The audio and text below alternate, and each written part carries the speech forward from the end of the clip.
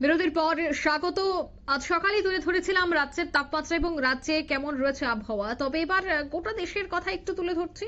কি জানাচ্ছে আইএমডির বার্তা, জোড়া ঘূর্ণাবর্ত আর জোড়া ঘূর্ণাবর্ত এবং সক্রিয় অক্ষরেখার প্রভাব এবার পড়বে। ফাল্গুনি বৃষ্টিতে ভিজল কলকাতা সহ পশ্চিমবঙ্গের বেশ কিছু জেলা, তবে ঝেঁপে বৃষ্টিতে গরম থেকে মুক্তি কলকাতাবাসীর।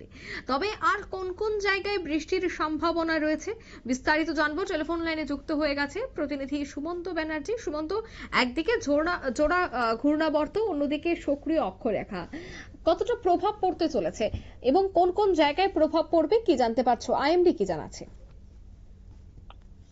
দেখো, একটা পূর্বাভাস ছিলই যে বৃষ্টি নামতে পারে এই ফাল্গুনে, এবং সেটাই সত্যি হলো। আমাদের রাজ্যে এখনো পর্যন্ত বৃষ্টিটা হয়নি, কিন্তু পশ্চিমবঙ্গে এবং কলকাতায় বৃষ্টিপাত হয়েছে। আজ সকাল থেকেই কিন্তু আকাশের মুখ ভার ছিল, এবং তার সঙ্গে গতকালও মেঘ ছিল। তারপরে আমরা দেখলাম যে বেলা 11:15 থেকে আকাশ কালো করে বৃষ্টি নামে, এবং সেখানে বজ্রবিদ্যুৎ সহ বৃষ্টিপাত হয়। এবং মাঘের শেষ থেকেই যে ওখানে বলে যে মাঘের শীত নাকি পাখির গায়ে, কিন্তু এই মাঘ মাসেই যে গরমটা কলকাতাবাসী বা আমাদের রাজ্যেও অনুভূত হয়েছে বিভিন্ন সময়, সেই গরমের আমেজ শহর কলকাতাতেও ছিল। দিনের বেলায় রীতিমতো ঘাম হচ্ছিল, কিন্তু জোড়া ঘূর্ণাবর্ত এবং সক্রিয় অক্ষরেখার প্রভাবে আচমকাই হাওয়া বদল হয়। আলিপুর আবহাওয়া দপ্তর যেটা আগেই জানিয়েছিল যে বৃহস্পতিবার থেকে কলকাতা সহ পশ্চিমের বেশ কিছু জেলা সেখানে বৃষ্টিপাত হতে পারে, বা তার মধ্যে থাকবে নদিয়া, হাওড়া, উত্তর 24 পরগনা বা ইনক্লুড হয়ে যাবে। সেটাই দেখা গেল আজ সকাল থেকে।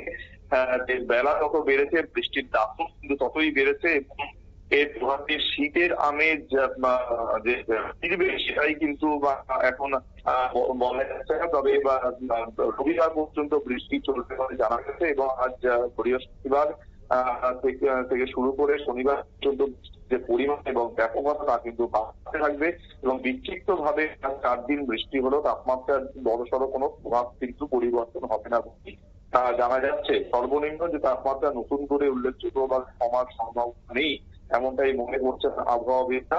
কারণ শুধু কলকাতা নয়, সকাল থেকে বৃষ্টি হয়েছে পূর্ব এবং পশ্চিম বর্ধমানে। সকাল থেকেই পশ্চিম বর্ধমানে মেঘলা আকাশ ছিল, এবং তারপরে বৃষ্টিপাত শুরু হয়, এবং তার ফলে বসন্তের যে ধরতে শুরু করে বা বিভিন্ন ধরনের ফুল, আকাশমণি, পলাশ, রাধাচূড়া, এই ধরনের যে ফুলগুলো হয় সেটা ঝরে যায়, এবং ক্ষতি হয় আমের মুকুল। কারণ আমরা জানি যে এখন কিন্তু সামনেই গ্রীষ্মকাল আসছে, এবং তারপরেই এই আম মানে পাকতে শুরু করবে। তারপর থেকেই জ্যৈষ্ঠ মাসে মোটামুটি আম পেকে যাবে এবং বাজারে রীতিমতো অ্যাভেলেবেল হয়ে যাবে। কিন্তু তার আগেই আমের মুকুল, এখন সদ্য মুকুল যা ঝরে পড়লো, সেটা কিন্তু বৃষ্টি হলো বহু চাষের ক্ষেত্রে। পূর্ব বর্ধমান জেলার আউশগ্রাম, ভাতার, কাটোয়া, মঙ্গলকোট, এই সমস্ত যে এলাকাগুলো রয়েছে সেখানে কিন্তু সকাল 8টা-9টা থেকে বৃষ্টিপাত শুরু হয়ে যায়, এবং আউশগ্রামে একাংশ হালকা শিলাবৃষ্টি দেখা যায়। গতকালও বহু জায়গায় শিলাবৃষ্টি হয়েছে। তো পশ্চিমবঙ্গে এবং পুরুলিয়া, হাওড়া, নদীর মতো একাধিক জেলাতে বৃষ্টি চলছে। আপাতত যে এই দুর্যোগ থামবে না, মানে রবিবার আগে যে থামবে না তেমনই কিন্তু জানাচ্ছে হাওয়া অফিস। অঙ্কিতা, ধন্যবাদ সুমন্ত। অর্থাৎ হাওয়া অফিসের যে বার্তা তা হলো যে ঝেঁপে বৃষ্টির সম্ভাবনা, এবং গত দুদিন যাবৎ দেখা গেছে পশ্চিমবঙ্গের বেশ কয়েকটি জেলায় বৃষ্টিও হয়েছে, তবে আগামী কয়েকদিনও কিন্তু বৃষ্টির ভ্রুকুটি থাকছে বলে জানাচ্ছে আইএমডি।